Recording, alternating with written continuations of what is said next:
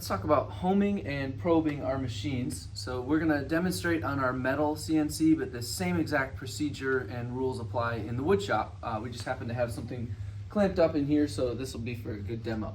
So the first thing we want to talk about is how we actually turn on our CNC. Usually when we turn these machines off, we do so using this big red E-stop right here on the controller box.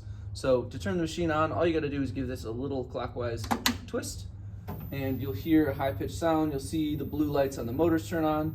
The pendant, this touchscreen here, will light up, and it's going to go through a little bit of a startup sequence. So while that wakes up, let's talk about what homing is and why we have to do it every time we turn the machine on.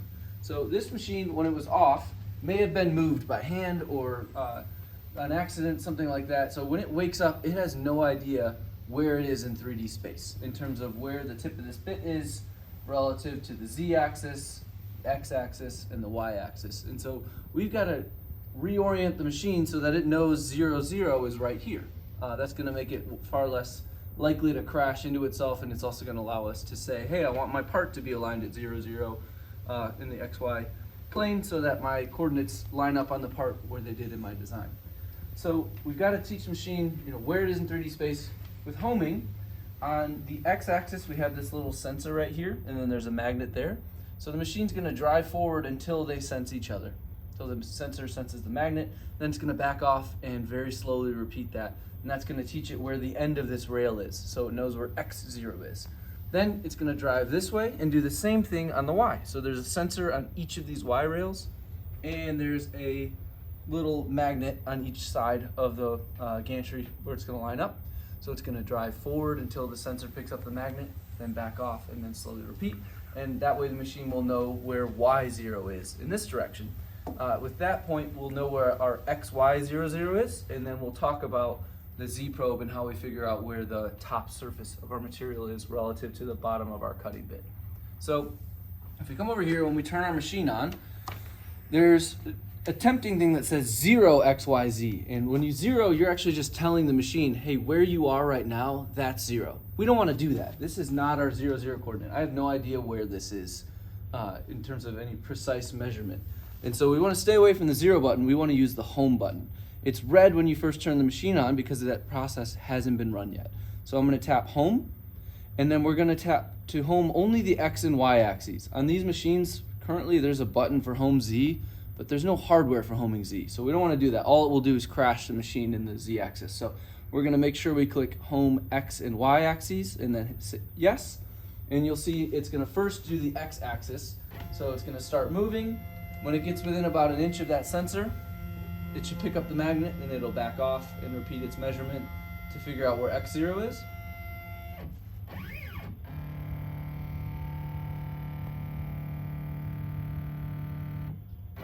Go, and so we've now found our X0, and then it's going to do the same in the Y. It's going to take a moment because it was kind of far away, but it's going to slowly drive toward the end of our Y rail until it picks up that magnet.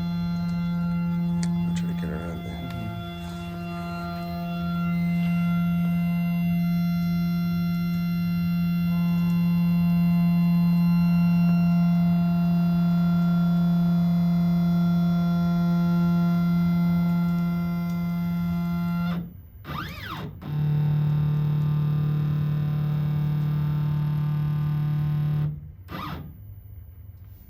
So if we look at the screen now, you'll see the machine thinks it's X, Y, Z in that order at 0, 0 in the XY. And that we can see is aligned.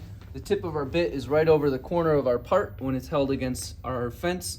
So our 0, 0 is the true 0, 0. That's excellent. That's where we want to start. The only problem is it also thinks it's at 0 in the Z when the bit is just up in the air somewhere. So that's not a very accurate placement in terms of where our cutting surface meets the cutting tool.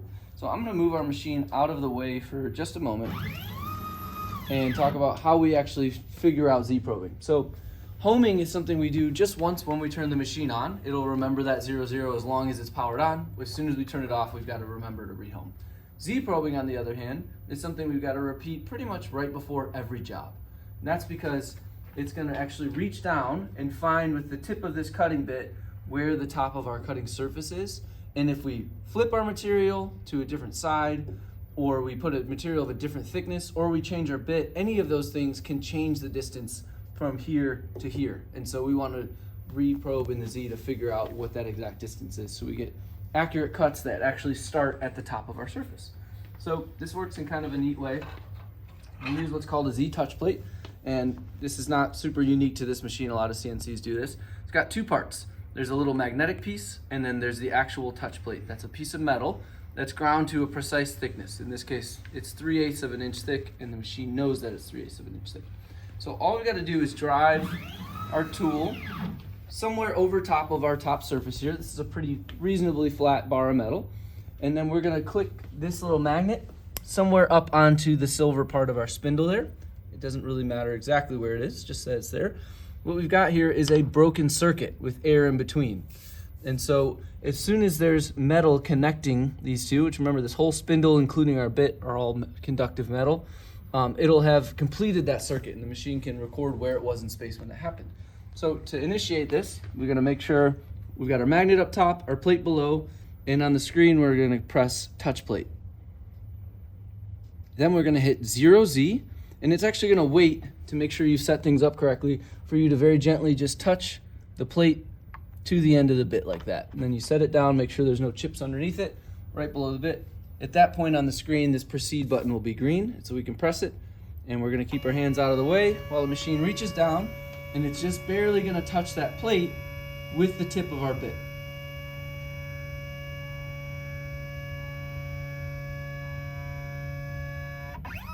Awesome. So now at this point, it knows where in space vertically, right, where along this Z rail, it should be to have the bit just barely touch the top of our surface. That means our depth of cut that we program in are gonna start right where we want them to start, and they're gonna go only as deep as we want them to go.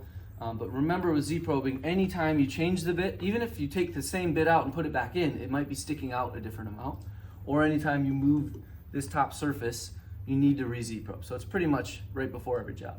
But that's how we go through turning on the machine by twisting this clockwise, homing the X and Y axes, and probing for Z right before we run our job. Another good check is always before you run a job, just make sure this little red wheel is spinning. That's coolant running through the spindle. It'll help prolong the life of the spindle. So thanks.